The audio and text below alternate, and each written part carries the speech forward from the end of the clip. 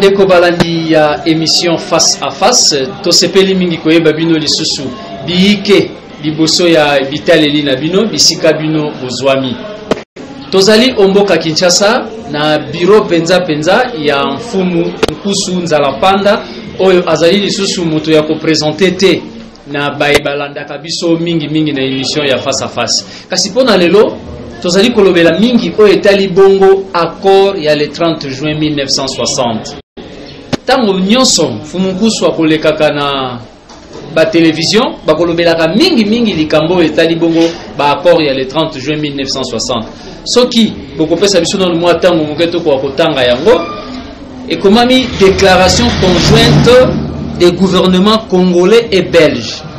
Le Congo accède ce jour en plein accord et existe avec la Belgique et à l'indépendance et à la souveraineté internationale. Yango echamaki mokoloto le 30 juin 1960. Mfumu Nkusu akolobelaka yango mingi. Lelo penza bakolakisa biso nini wana ezali bongo ba accord ya le 30 juin 1960. Mfumu Nkusu mbote na bino. Mbote mingi ndeko na biso lukau elongo na bandeko balandi banso na bisika bi bozwami matondo. Tosepeli mingi koyamba bino lisusu mokolo mwalelo na émission na biso face à face bana matadi pe ya nzinga baibanso bakolandaka biso tango bamoni bino na kanisa basepeli pe mituna mingi tozwaki na émission oyo uti koleka toyambaki bino sika boye na kanisa biyano na bango ekopesama na thème oyo po thème oyo euti bongo na bana matadi.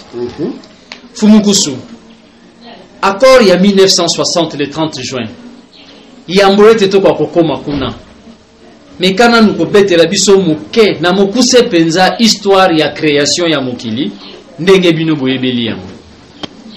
Matondo mingi kosembola pe accord yango po tomoni ntango bozotanga lokola makomi esalaki lokola komona na malamu penza te nde esalaki ete ekomami le Congo accède ce jour en plein accord et amitié avec la Belgique à l'indépendance et à la souveraineté internationale.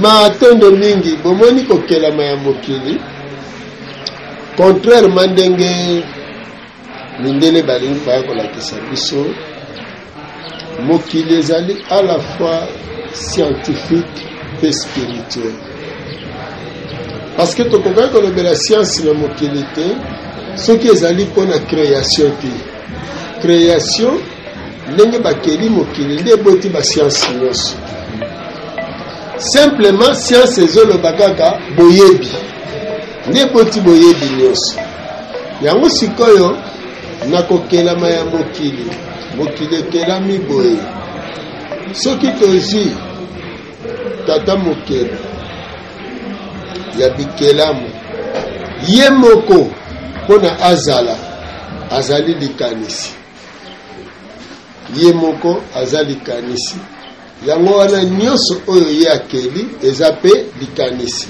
na kati nde molimo likanisi wana na bongo libanda ya likanisi nde ezali moke ya tonga mbala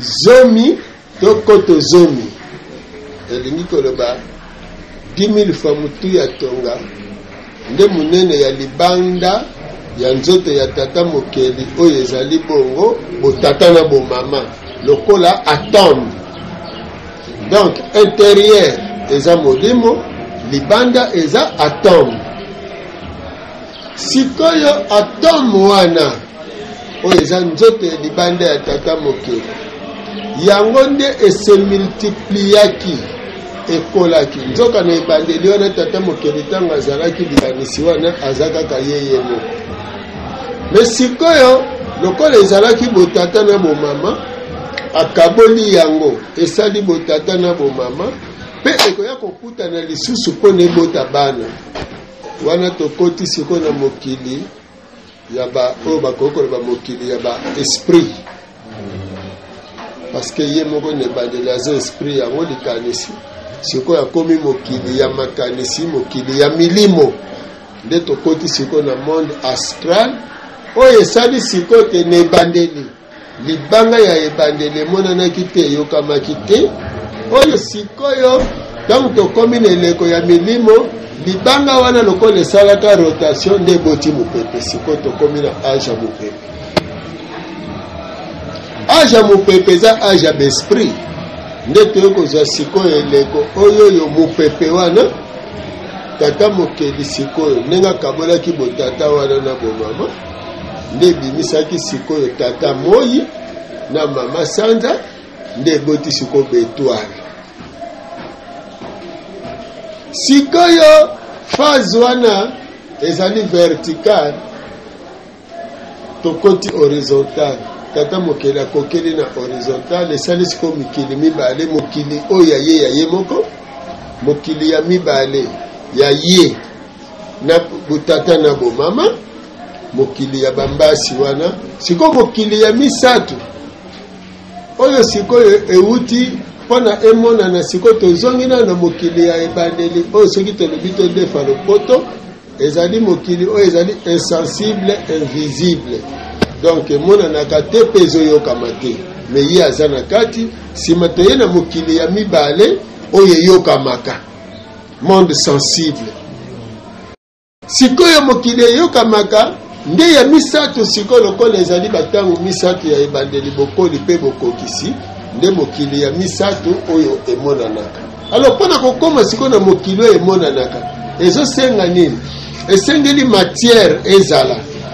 Po esala monde ya matière, nde basali recours na première matière oyo ezalaki atome ya ebandeli ya ye moko tata mokeli, na ba atome ya mibale oyo se multipliaki tobengi bongo monde ya esprit, parce que chaque esprit aza na atome na ye na extérieur na ye to libanda na ye. Nde ba atome wana sangisa ba multiplier ebotani, nde esali mabele. Nde bongo a partir ya mabele, lokola siko mabele wana ezalaki englobe na mupepe na mai, nde esengaki sikoyo mabele wana lisusu bayoka na cohabitation na mai. Nde bongo sikoyo mabele atimolaki biteni mususu mabulu, mai ekoti, biteni mususu amati ngomba, mabele emonani. Nde na lolenge wana mabele na mai baza esika moko. Nde a partir ya mabele sikoyo mabele wana ekoki kokokana teke ezala zelo, ekoki mpe kokokana teke nyonso ezala argile, pamba te bango bambasi oyo baza libanga primaire, parce que na kosembola yango malamu mpo bato basosola ndenge nini mokili ekelami. Eza lokola ozi mbuma lilala, tokobandela wana po topesa ndimbola ya likambo yango bien. Ozi mbuma lilala, fongola yango, okomona aza na mwa mutu muke na kati na ye. Sikoyo mutu wana muke soki ozotala yango na misu okondima te ke nzeta lilala yango wana, poso ya lilala yango wana, donc poso ya nzete, babranche ya nzete, betape ya nzete, na basende ya nzete malala, na makasa ya banzete, tina mbuma nyonso eza kaka wana, na misisa eza kaka na mwa muke wana. Donc elingi koloba te chaque nzete, chaque poso, chaque eloko azali mpe na atome na ye oyo bakoki kobengaka selile. Na effet ya chaleur akoprogresse mpo akende kokola yango. Sikoyo tolimboli yango bongo na baye basali médecine mpo bacomprendre ke sikoyo na kati ya spermatozoïde oyo balobi ke eza likaka azomona na kutu na misu te, mais faut tia loupe to microscope mpo nomona ye ke aza na mouvement. Il faut bagrandir ye na moyen ya loupe wana kwa ya munene.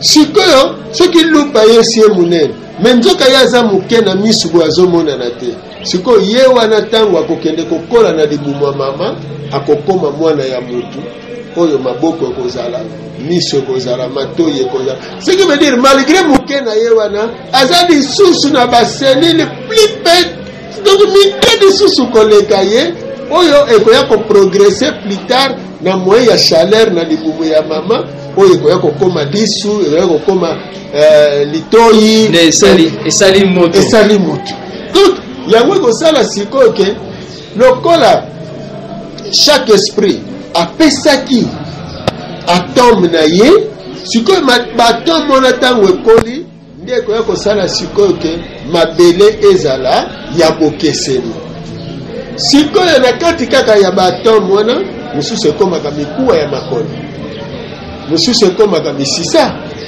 mosusu ekomaka baligama donc misisa ekangi boye mosusu ekomaka mafuta mosusu esali moto oui mais topesa badetail eza important parce que ntango bato balobaka ke mutu batire ye na mabele po mingi bakanisaka ke bazwi argile basali ekeko bongo basouffle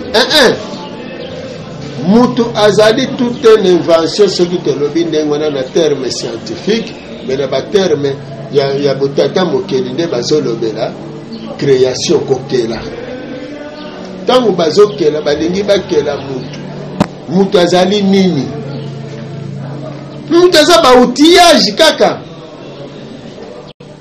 mutu azali baoutillage rassemblé po epermettre esprit aya kokota na kati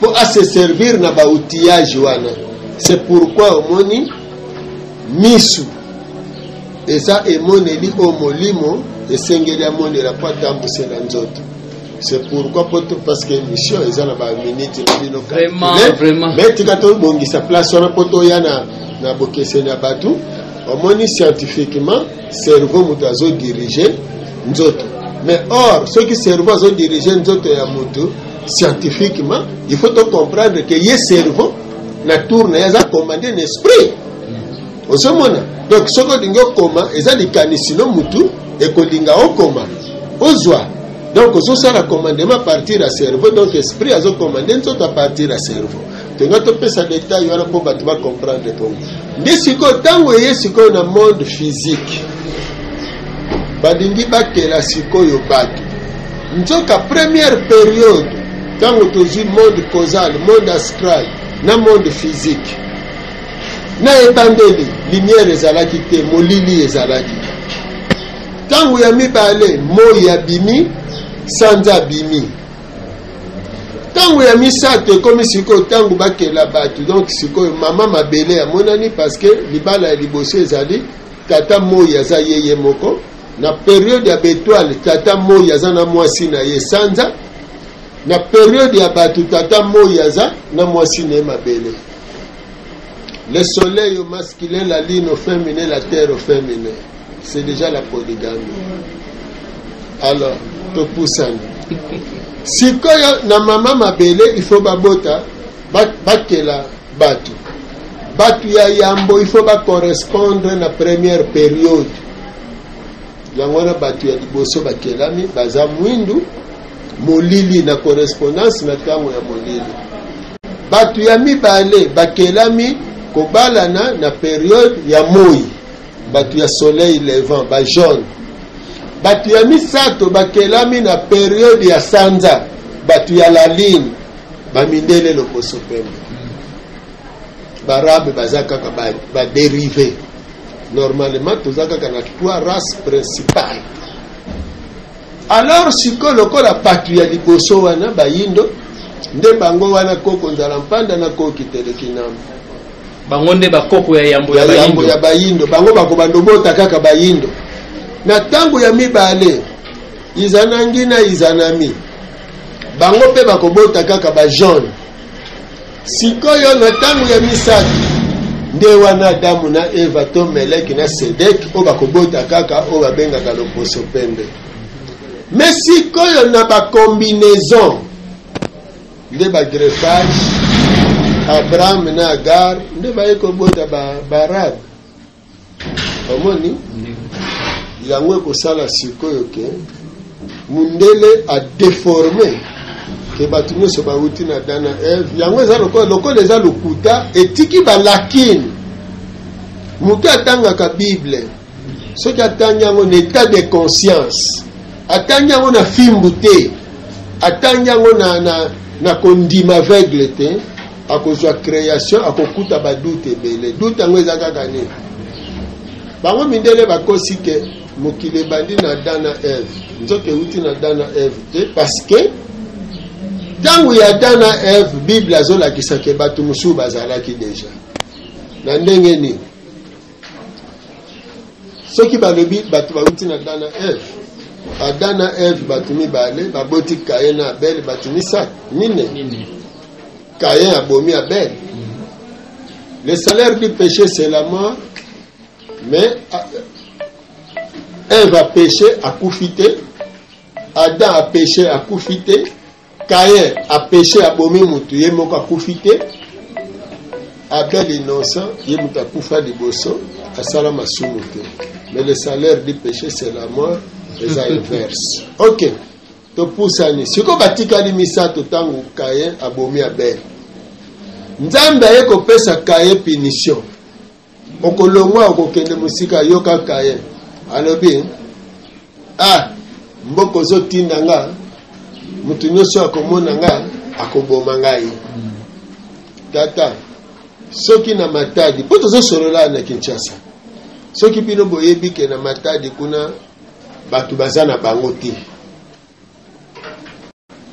oza na carte ba mosusu de lecteur te e oyebi te ke na Matadi pe kuna soki oza na carte de lecteur te na mpozo koleka te si pozo soki eza nango bongo te est ce que yo mpo koloba na mutu ke non soki naza na carte de lecteur te nakokende Matadi te mpo na mpozo baokanganga okoloba ngo te donc mpo na Caïn ayebaki ke kuna basali kaka Adam na Eve et puis Caïn epai akei mpo nzambe alobaki nzambe ya Bible alobi ke place okokende wana mutu akoboma yo Caïn akozala venger tala kutu Caïn azwi punition te mazwi bénédiction parce que akozala venger soki mutu abomi ye donc Caïn déjà aza protégé malgré aza assassin et epai akei ake kobala mwasi to tuna mwasi wana wuti wapi tata na ye nani asala ye point d'interrogation tina lelo Bible azali incapable ya korépondre yango parce que ezali falsification ya histoire pe ya réalité ya mokili.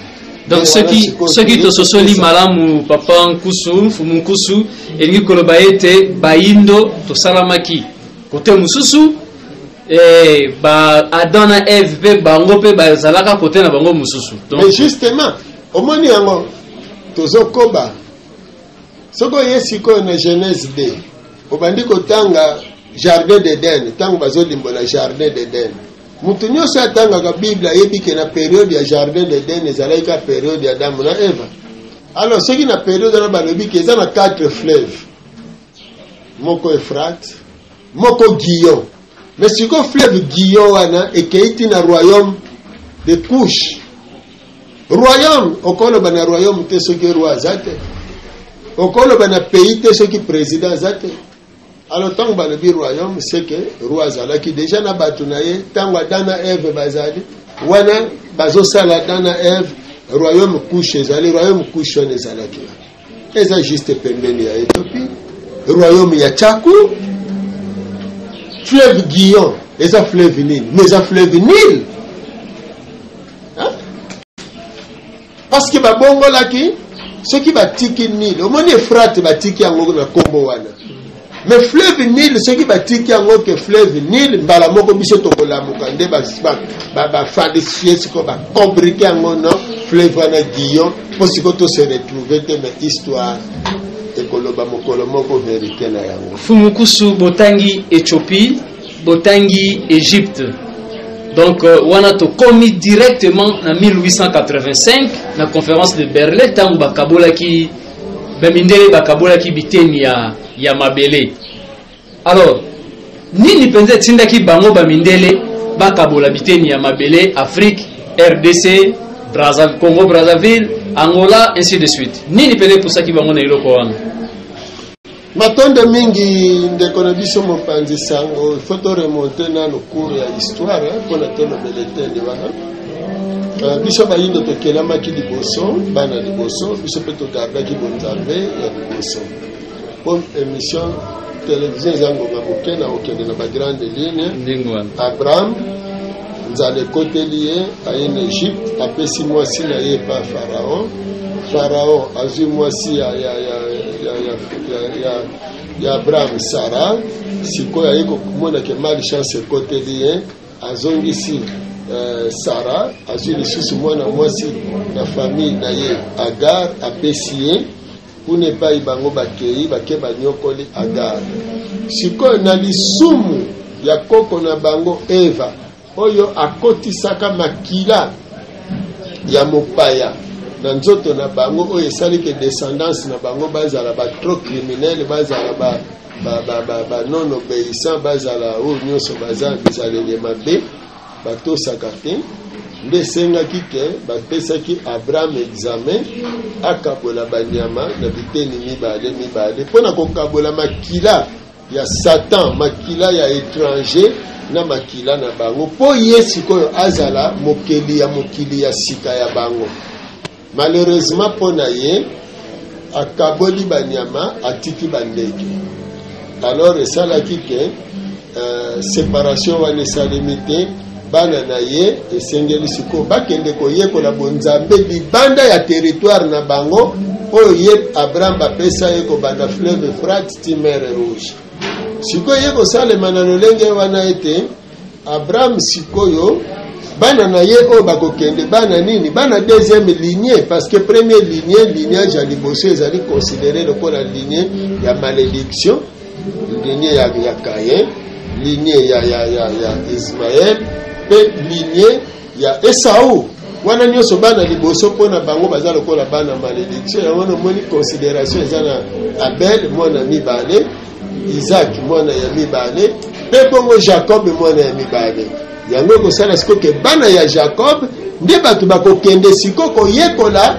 bonzambe sika bonzambe ezalaki epai na biso bayindo etango baye epai na biso bayindo ne sika tolakisa bango kaka mpe bonzambe toniokoli bango na bomumu esclavagisme ya 430 yango kosala ke plus tard na période concordante na période biso toniokolaki bango nzala lisusu ekokota lisusu na Europe ntango nzala ekoti nde batindi baexplorateur oyo ekoya kosala sikoyo ke na 1482 baye kodécouvrir embouchure ya fleuve Congo mpe na 1491 roi Nzinganku a se faire baptiser nde tobandi esclavagisme ya kofuta nyongo epai ya bamindele ya 430 sikoyo nini eleki baroyaume ya Europe tango sikoyo badécouvrir Amérique bakaboli Amérique biteni selon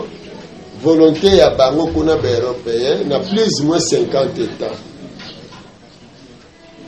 bazozwa besclave espagnol baza na mabele na bango anglais na mabele na bango balma batu nyonso baza kuna ba portugais bato na bato bazuzu mabele kuna bakaboli yango na baeta bakolon na bango sikoyo eloko nini eleki po tokoma na 1885 bandeko ya bamindele oyo baza na nini na Amérique lere bamoni sikoyo ke bakomi na mbongo industrie na bango ekoli grâce ya besclave oyo bazwaki awa na Afrique batongi Amérique alors bango basengi indépendance do bakati relation na baninga na bango ya Europe nde omoni sikoyo baninga na bango mpe ya Europe babi bino borule biso alors mpona yango biso sikoyo torécupere mabele ya Afrique yango omoni na conférence de Berlin bakei kokabola lisusu mabele ya Afrique ndenge bakabolaki mabele ya Amérique bokomona ke na Amérique plus moins nombre ya état oyo eza na Amérique dans les États-Unis même nombre ya baétat awa c'est pourquoi États-Unis akokolonize te akozwa mabele te awa parce que yes azwi déjà bango si bazwi déjà mabele ya Amérique siko ba européen oyo batikalaki na Europe nde bazwi mabele ya Afrique oyo bakaboli nde wana siko na conférence de Berlin nde siko batindi bakolon na bango exploitation ya banoir na États-Unis d'Amérique eza kaka yango moko na exploitation de noirs awa en Afrique. Sikoyo eloko boyokaka ke abolition esclavagisme ezali kaka nini? Ezali ke bako exporter lisusu l'esclave vers Amérique te yango wana kaka, mais l'esclavagisme continue et changer forme, échanger kaka kombo colonisation, parce que ce sont des colons de baye awawa de basali ba colonie na bango basali si babilanga ba exploitation minière ba travaux forcés ainsi de suite. Nde sikoyo lokola ezali conventionnel yango koya kosala sikoyo ke tango période ya kofuta nyongo ekomi na suka nde omoni koya ya mfumu Kimbangu na 1921 oyo ezali soki ozwi mokanda exode chapitre 12 verset 42 séjour ya bana Israël na Égypte ezalaki ya 430 ans ozwi 1491 soki obakisi 430 ans apesi yo 1921 kotelema ya mfumu Kimbangu mpona kolibere bayindo na maboko ya bamindele. Nde sikoyo lokola bayindo bakomprenaki mfumu Kimbangu te, il fallait sikoyo tozwa 40 ans ya traversé na bango ya désert yango koya kotombe vers les années 60 sikoyo 30 ans après mfumu Kimbangu na botelema na ye na boloko na sima ya 30 ans na boloko azongi mokila molimo ndake ko plaider cause ya bayindo koloba ete soki moyindo lokola spirituel manga mfumu Kimbangu na longi sikoyo tikali elle politique nde wana naissance ya ba mouvement politique en Afrique ko banda ba naissance donc après 51 ti ye ko aboutir na le 4 janvier 59 oyo soulèvement wana eye ko bota siko le 30 juin 1960 ndenge to koyi na le 30 juin 1960 eza bongo journée ya indépendance. Fumu Nkusu mama ya likambo nde yango bokolobelaka mingi ba accord ya le 30 juin petango nyonso bokolekaka na ba télévision bokolobaka likambo etali bongo niongo. Accord yango penza Fumu Nkusu ezali nini? Matondo mingi papa omoni bakor oyo tozolobela ngo penza makasi na bakongolais bakomprendre ke likambo eza spirituel le musu bokoloba ke bocomprendre yango noki te, mais oyo eza pe physique boloba ke bocomprendre noki te. Accord oyo eza nini? Tokobandela na accord ya Belgique na Léopold II na 1908 Congo ezalaki état indépendant du Congo, propriété privée ya Léopold II roi ya Babelge.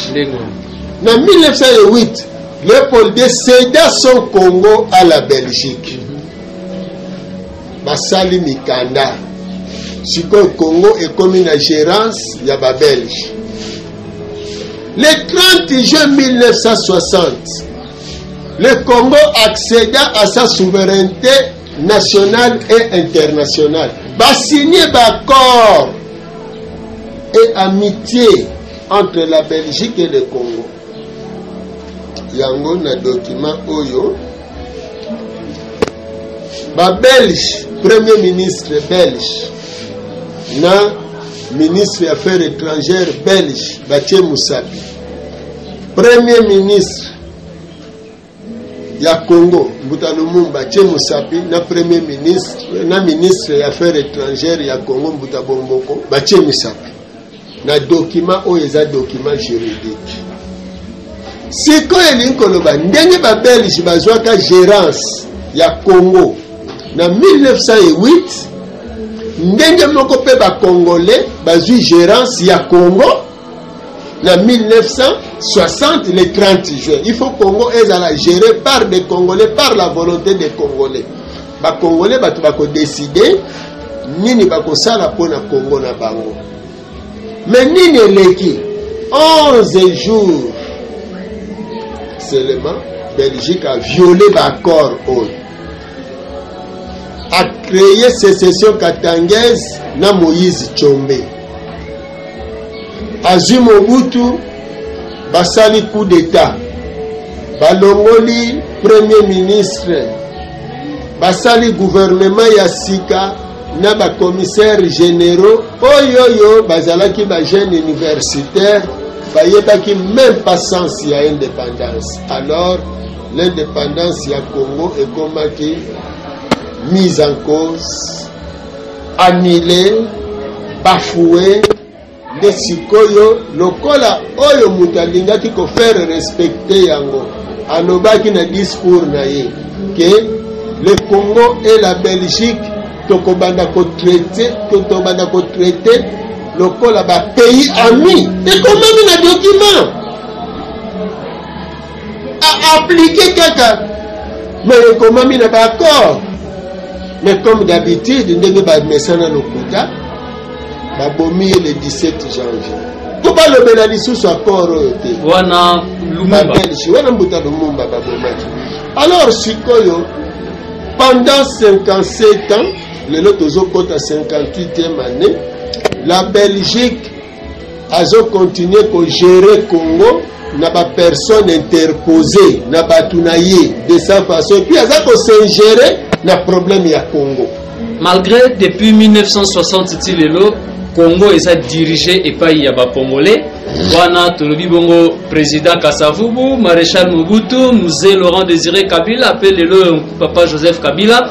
Malgré un sommet Belgique a toujours coaché maboko likolo ya Congo mfumukusu. Mais oui, Belgique kala bomoni d'abord na nous forme o ya 2 444 000 km². Ça une forme yani. Mais la conférence de Berlin, tina lelo ba Belge bazo continuer ko considérer Congo lokola mabele na bango.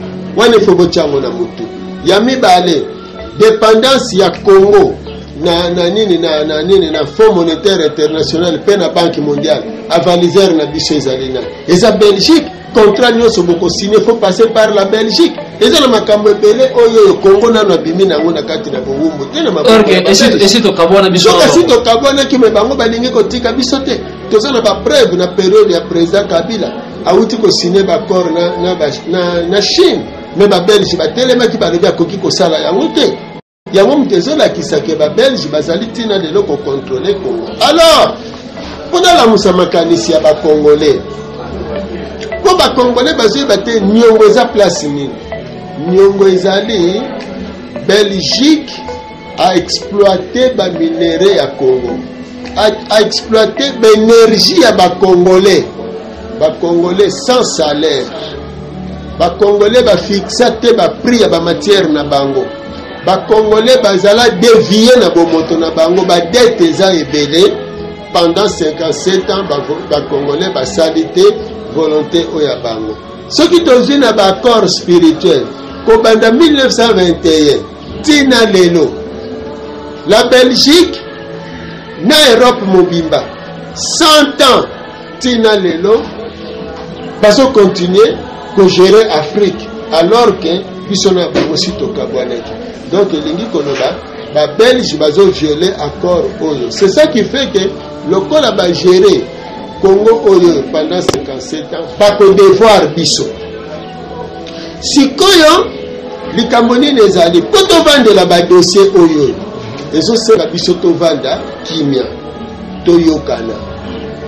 Na yebi ke ebele ningi anticiper loko moko naibi ke belé ba kosami makasi pona likambo ya président Kabila oyo biso to kolemba te ko expliquer ba Congolais ezali nini pona nini fumukusu batu bazolo batango nyonso te fumukusu yo kakozo buda yo oliaka mbongo ya pouvoir ngana liaka mbongo ya pouvoir te mena ko pesa bino dimbola na kobandela na mbongo kako bozoli ya bino moko na 1000 francs oyo omoni na 1000 francs oyo na libanda awa batie nzungu eza sani ya baoyo sani wana eza na mufinuku wana ezali na miselekete na likolo na tangu ya bokoko na biso ezalaki soki mwasi aza innocente eke mobali aza kosilikela ye konyokola ye alors kaza innocente sikoyo yabike bokoselinga makambo ozonyokola nga mpona nini ozonyokola nga pamba lokola ndenge banyokolaka moseleke te asali eloko te me bazokosele makambo ozomona. Donc président Kabila azoloba na bacongolais à travers lokasa oyo alobi bozonyokola nga mpe bozoyina ngai pamba oyo nyonso bazotia na motu na nga nasalaka yango te mpe nalobaka yango te. Mais soki bolingi bososola solo wana balola na nsima tala botuna Tchaku nde alimbolela bino omoni siko Tchaku na Kikongo nani kombo na ye kusu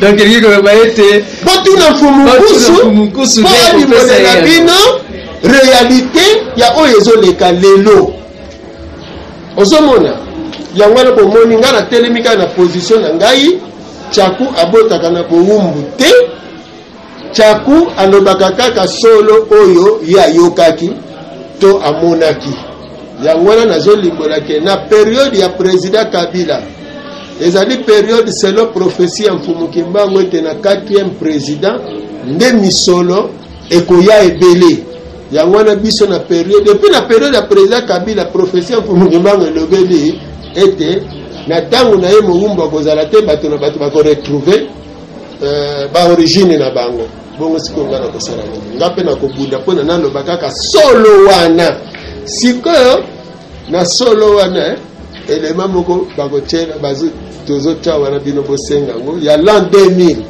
bomona soki maloba ekeseni na lelo matondo mingi mfumu kusu tokosenga elema wana atako tokomi kokende na suka ya émission na biso me bandeko balandi boza pete sima ya émission soki kaka émission esili bokotala elema yango soki bokozala na mituna bokotindela biso mituna na bino mfumu kusu akozanga te kopesa bino biyano mfumu kusu 1960 likambo ezali ete babelge oyo bakolonizaki RDC baboyi ko respecter ba accord tant totali na ba accord wana ngikolo ba ete accord ya amitié ezali ko ba teke ba cha maboko likolo na biso tika boye 57 ans lelo to continue na 58e année misolo bokolo bila katango nyonso ke ba belge fo ba futa biso misolo e kozala misolo ya 57 ans e kozala misolo ya ba pasi oyo ba monisa ba koko na biso ndakisa tango bazosala nzila ya rai boyaka na mboka Matadi tomonaki yango bososolisaki na bato ete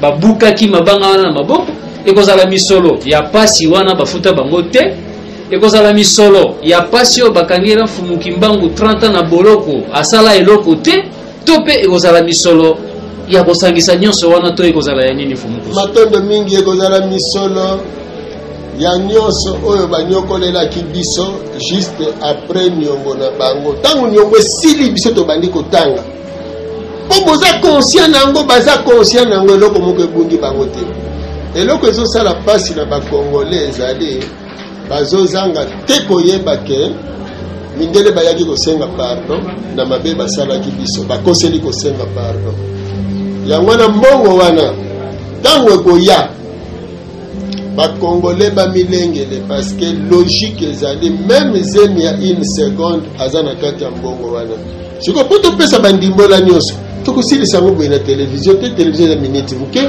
il faut tovanda même bino journaliste même ndeko molandi même asiliki wana po ayoki komba président Kabila ye mpe mbongo nde eza na kati babelge bakofuta ye donc alongola makambo ya kosilika moto ayebi nde azoloba alors tant tozoloba na bino boye po bondima ete maito oyebisi bino eza solo tokomelaki yango pape tokomeli yango badirigant européen ke bakodevoir biso sikoyo bango bamoni ke lokola ezosalema bongo ete elobama ke ekosalema na periode ya président Kabila yango moni bazokodiabolize ye mfumu Kimbangu mpe aza kosunga balongo na bakoko ete président Kabila alongwa te nano azala wana tikala kozwela biso mbongo nde bozomona bakatolike mpe bakoti na makambo yango parce que catholique eza ya baeuropéen na mikanda bokomelaki pape mpe baprésident ya européen nyonso estce bosi bozwi eyano na mikanda yango nano bayanoli biso te me babiyano indirect tozomona nde tokanaki sikoyo tosala bango lisusu deuxième na troisième rappel nde nsima na yango soki biyano eyekaka te bon nakolikia ekosenga mai ekosenga soki kokoma esika bango bazali mpo tosolola na bango ba réalisateur bazali kolakisa biso ete ntango na biso esili kokoka balandi biso bana Congo d'abord pe poso moindo nyonso est-ce que esengeli na bango bazala kaka na espoir que changement ekokota kaka kati na mokili na biso to pe nini solution nini ezali na maemanso tosili kolobama awa Fumukusu matondo mingi bazala na elikia meliki yango bakozala na yango ndenge nini elikia bazala na yango te bamoni nzete ya safu nzete ya manga na avoka na ngambo ebale to liboso na bango kuna na ngomba manga eteli safu eteli elikia ezali ke safu wana soki nakomi esika safu ezali na kolia yango mais ezosenga effort place ozali otambola ti esika safu ezali eza te ozinga maboko mpo nozela safu eyela yo donc congolais fo alamuka ifa telema mpo na makambo yango tosangana mpo tosenga yango kosenga toloba yango biso totelemi tozoloba tozoleka te na bitando ti bino bowuti matadi boye kolanda kaka solo wana mpo bokumbela yango bana matadi donc bana matadi esengeli kapesa bino longonia mpo boye kolanda likambo oyo mpo bayoka yango sikisiki ti tozoloba yango donc ayebi kobeta mai abeta mai pa kata ngambo mpo tolia bolimbisi manga kotela esi eteli nango etikali kaka totelema biso nyonso tokota na mosala kasi tozela yango te lokola bato bazozela mbula omona mpo bamoni mba mosu likolo eyindi botie bakantine omona mbula erate alors mpo na erate te eza likambo tozelela na elikia te ya bato bazela yesu omoni bato bazela yesu aya te donc ebongi tokota plus na mosala biso baso totelema toteyana yango wana tolobi na periode oyo eza eleko ya koyinana te ya kokabwana te kasi ya kosalaka boye bango bino mpe kuna na ndako osimba na maboko enemi azala te koyokana se koyokana kolingana se kolingana na biteni nyonso mpo bomoko wana biso tobeleli selele ngambi kinyonya matondo mingi na Fumukusu nzala mpanda oyo azali bongo mokambi monene na religion africaine numéro 1 ya religion africaine Futuka Fumukimbangu kasi Fumukusu pona kosukisa mingi bazali na posa ya koyeba wapi bakoki kozwila bino etando ike ezali na ngonga mokuse penza soki bokoki kopesa soit place moto akoki kozwila bino mpona koyeba mingi kokolisama ye bolobi awa ya yambo nanu bakoki kobenga biso na libungu tulu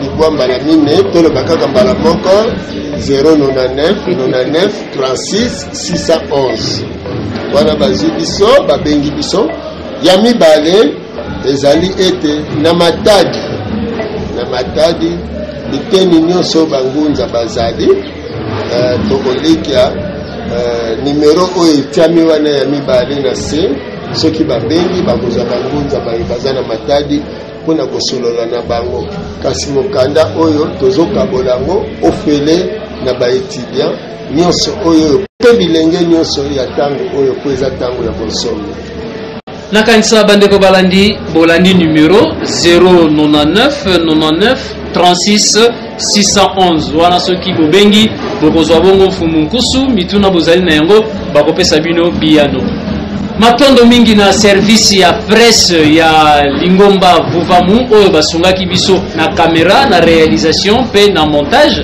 donc moyen technique nyonso oyo tosaleli ezalaki bongo mpona bango matondo mingi na Fumukusu na libaku bopesi biso lisusu po ete bana matadi bakoka kolanda bino malamu mpe bazwa bososoli eliki ezali ete tokokutana na bino mbala ya nsima na numero na biso ya sika ya face à face ciao lelo tokomi na président Kabila mingi Tant que kolobela bolamu oye sengeli na yango pona to appuyer président de la République bakobenga biso tozali bakabiliste tozali kosala campagne pona ye. Tata mama nation congolaise ezali ko appartenir na biso ba congolais. Ebongi toyeba yambo président de la République azalaka nani na kati na mboka. Na loi ya création président eza lokola papa, gouvernement eza lokola maman, population eza lokola bana. Na motindo wana bana bozali na devoir ya koluka bolamu ya ndako na bino. Na bandi mama tango azangaka bana ye moto akombolaka ndako, ye moto asokolaka basani, ye moto alambaka. Poete kasi soki bana bakoli banani bakokombola ndako, banani bakolamba, banani bakosokola basani. Elingi koloba te responsabilité ye na bana kasi ba parents baza ko superviser bana wana pe kopesa bango makanisi sala oyo sala oyo sala oyo wana na kopesa pe koyamba nde ndako to foyer ekotongama. Kasi epai na biso toyebi te biso population rôle na biso ezalaka nini. Biso population tokanisaka boye babalabala ekufi mais président alobi nini, président asali nini. Biso population au lieu to espérer kozwa makanisi ya papa na biso tosala na kati na ndako tobongisa ndako na biso te elikia na libanda. Soki balobi tosala tolingi kosala te, mais Kabila afungolisa bakompani mpona tokende kosala. Mais bakompani ya mindele boyebi ndenge efungwamaki. Est-ce que Jacques Chirac ou bien Bill Clinton baza kofungola basociété? À partir ya population na bango. Tant que population ekreaka nde wana na bacréation bokokela biloko yo bazali na yango posa ndakisa baye bakeli appareil yo ezali président moko te na monde a créé yango, mais ezali ba citoyen ya mboka moko. Tango a créé yango pona bolamu ya koluka kozwa communication na kati na mboka wana, tango asali yango nde suka na yango bakoya kosala usine oyo eza koproduire biloko oyo en grande quantité bazwi bato na mosala.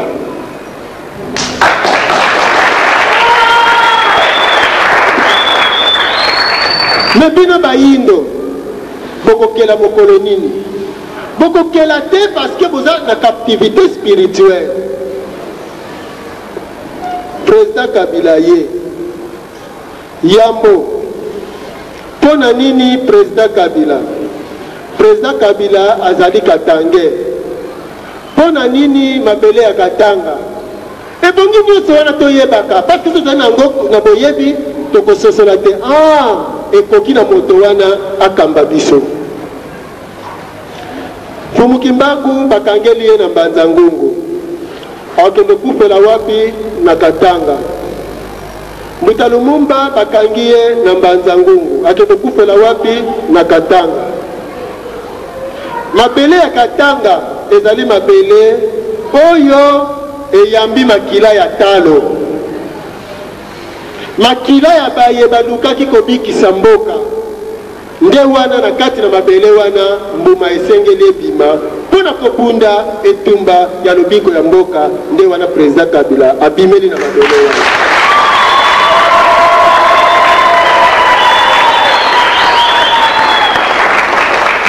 Président Kabila ye na mission mobimba aye na mission oyo esengeli te biso to sosola peut te soutenir kasi to bosana te complot eza quelque part, complot wana eza na Occident. Tango président Kabila ye apesi programme na ye na mosala oyo alingi asala mpona koluka bolamu na biso ayebisaki biso quelque défaut alobi na deuxième république tala maye basalaki oyo kasi sika biso tokosala boye. Mindele baebisi ye boye okoki kosala te soki biso te tosali. Makanisi na yo ekoki kosala te ya biso nde ekosala. Na bongo tikela biso mabele tozwa nyonso biso tozali na yango posa. Tikela biso terrain ye alobi bobandi koyiba kala e mwana ya Afrika avant même indépendance ayoki nano ta bisengo te. Ngai mission na ye na yango ezali te mpona na s'enrichir me na ye po toluka bolamu ya bato wana ezali nde boye tolingi todefisa yo mbongo parce que okuti crise tolingi todefisa yo mbongo ye ayebisi te mbongo ekobima kuna esengeli Belgique azwa mpe ya ye commission. Belgique mutakoyebisa bino te loko bolingi bobongisa banzela ou bien bolingi botonga baizine to bolingi bosala boye ngai moto nakopesa bino basociété ngai nakopesa bino baingénieur. Alors ntango bino bokondima bato wana bakofutama 5 fois plus elingi koloba mbongo ozotikala kaka kuna epai na bango. Bino bokozwa kaka mwa moke lere bokosala banzela mpe esili te. Et ceux qui sont bakisi na bato deuxième république na mosala bazalaki nango mpe ya kozwa susu bango eteni ya kotya na poche pasi ekozala mingi. Botika biso kaka nanu boye tozala lokola mote azongi mboka na Kongo ya pamba azangi na ye eloko akolia nadia ata makasa kasi na misalela makasi mpo naluka bomengo na ngai. Voilà masumu asalaki bamoni te akoki asala te. Nde wana tata mama baprovoke guerre oyo tozali na yango. Guerre oyo ezali na ntina ya 3 ans oyo président alakaki te dans 3 ans tokozongisa train na rail bongo tokoki kokende na baélection.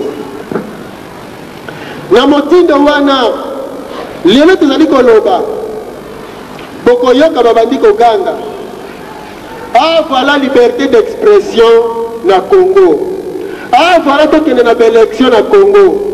Tata mama yo mwana Congo toye propagande te kasi toye koluka bolamu na biso ekowuta wapi.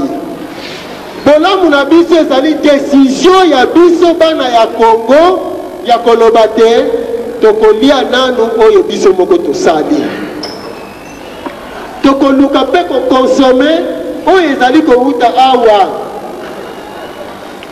Mingi kozali kokanisa te soki mondele lelo alobi ta kosalisa biso te vie ezali te parce que micro kako nazali kolobela ya mondele bilamba nalati mondele moto asali me na kati na bino badon ya kokreye ezali mais ignorance parce que côté spirituel ezali en captivité eza kokangama. Mindele balingi te poluka koyeba oyo esengeli bino boyeba. Tata mama bayebanso bazali koboma nzoto soi-disant koluka bolamu ya bana Congo. Mondele aboyi nationalisme ezala na mboka oyo. Mondele alingi te nationalisme ezwa place na mboka oyo parce que ayebi te nationalisme yango ekobikisa. Kasi nationalisme ezala kaka politique te, il faut ezala pe nationalisme spirituel. Tosambeli mingi bolamu eyete kasi mingi na kati na bino bokoyebisa ngai bote papa mitema na biso eza kokita mokolo yesu akoya pasi ekosila. Eske na poto mpe baza kozela ye aya me soki bozongi ya yesu ezalaki solution mpo na humanité mikili ya poto bango mpe na biso tolingaki tozala biso banso basambeli totondisa mboka na bafrère en Christ na basœur en Christ pele biso banso mosala kotambolaka na Bible na maboko. mingi bakoloba na ngai te papa oza kosimba religion mpo na nini. Religion soki bokosimba yango te Afrika mpe ekoki kobonga te mpo motambo yango wana.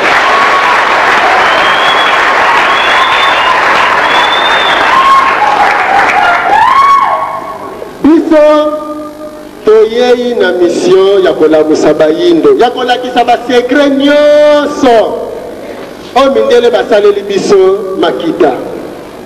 Ndakisa tozali na mokanda awa bataille pour l'Afrique. Lolenge mondele azali kobundela mpo na biso awa na Afrika. Mondele alingi nini?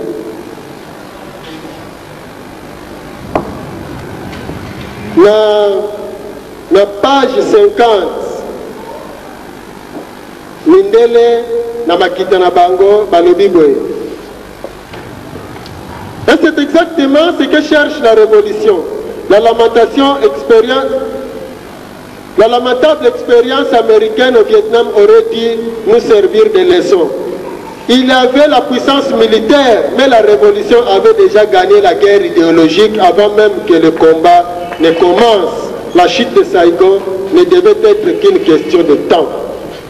Veut dire pour Nabango, révolution, ton nationalisme, ils allaient donc combattre. Na échec les Américains basés qui na Vietnam, et zalaki nini population vietnamienne azaki déjà kolamuka. Veut dire qui na pongité. Tant que les Américains basés koya, population était les maquis pour s'opposer aux Américains, pour que les Américains avant comme même si les soldats na biso bazali, ils bossent pour ma biso population. Guerre bundamaki na ba makwangola na ba mitambo ba bomelaka banyama e bundaka guerre na Vietnam yango salaki guerre échec ya ba occidentaux na Vietnam. Mais est-ce que le peuple congolais a sa position wana? Est-ce que le peuple congolais peut défendre la nation naïe? Idéologie ezalité, sans nationalisme ezalité. Tozo ganga toli ba nationaliste mais tu peux défendre Mboka parce que pour ne te défendre Mboka, Mboka est un embargo. Tenez tes alliés, Mboka est un embargo. Mindele va s'accompagner pour la biso. Mais biso ton coquito biki Mboka oyo. Président a connu par tous les moyens après sa biso kimia. Mais tout ça, ça y est. Ndenge nini ndakisa. Le lot on a muki pour la poste de qui na kata Kinshasa à peu près 4 stations quand ils ont ça la pour la côté carburant. Nous sommes pour transporter à la Passi et na kati ya Passi wana to bana kolemba te au moins vraiment président la kaki biso makambo belé si quoi c'est le côté. Les consommateurs ya carburant zali yo. Tous les décisions que biso peto ko zongisa. Lokola bango ba ba ko teka carburant en tout cas bande ko to yo kana trajet nyonso ezali ya 10 km, 20 km ko beta ngona makolo. Carburant ko tulate. Ce qui est puni pour quitter.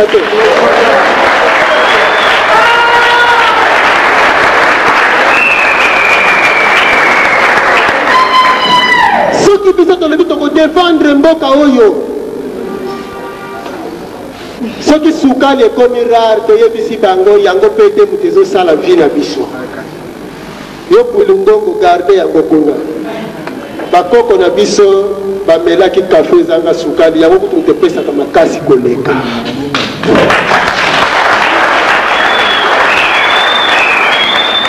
Mais parce que mingine pingi bazako za biso mingi po makanisi zali mingi na milengo kwa bokisi na biso to konsoma ka mingi ya bango. To kokito bundana modele sima ya sanga moko modele yeko kukama. Boyebi tango président kangi kaka nzete kende susute. Il y a chômage et matiku n'est pas une banque. Boyebi, tant que président le biba minéré n'a biso tokote que la binoté. Chômage et kotikuna. Mais ce que le peuple congolais le biga raté, en tout cas, à comprendre, si on a consommé en gaï, moto na moto, to bandi ko sala bilanga, plate bande na kata lupango. Nako boko la sauce na konya sous importé. Boko tu na gaï bongo bilamba to ko sala nini. Na bandundu tozali na batissera ti lelo yo na West Afrique tozali na batissera ti lelo yo même Tex Afrique tokoyebisa ye matisa production na yo eya makasi mingi po ekouta poto tokolata te s'il faut tolata même basaki tokolata yango mpo na intere ya kobongisa mboka na biso biloko ya poto ekutula.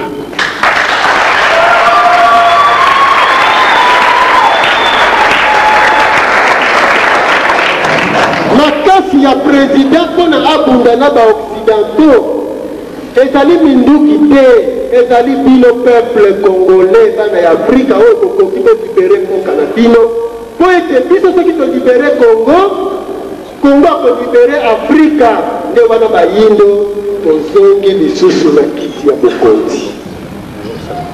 Kasi bino bakongolais mayele na bino